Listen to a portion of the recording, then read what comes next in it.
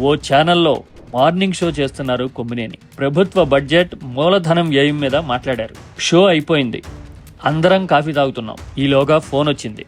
Sir, మీరు చెప్పిన నెంబర్లు కరెక్టే గాని మేము ఆ సంఖ్య పెంచబోతున్నాం, కొంచెం ఆ విషయం స్క్రోలింగ్ లో అయినా పెట్టండి అని అవతల గొంతు అనడం ఆ ఫోన్లో నాకు వినపడుతోంది. నేను పక్కనున్నా.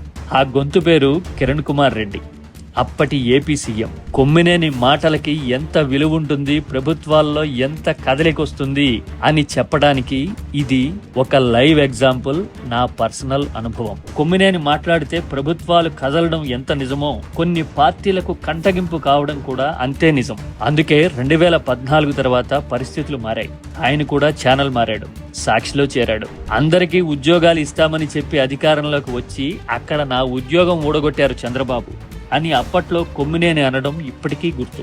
బిడ్డ, మనం ఎక్కడైనా మన పని మనం చేసుకుపోతాం, నీకు తెలుసు కదా, అంతా కులాసనా అని తప్ప మరో మాట మాట్లాడడం తెలియని మనిషి కొమ్మినేని. చెట్టంత కొడుకుని పోగొట్టుకున్నా, ఈ వృత్తే కదా నాకు అన్ని, అందుకోసమే అదే అంకిత భావంతో అంతకంటే ఎక్కువ సమయం పనిచేస్తున్నా బిడ్డ అని కొమ్మినేని చెప్తున్నప్పుడు ఆయన మాటల్లో నిబద్ధత వినపడుతుంది, కళ్లల్లో నిజాయితీ కనబడుతుంది.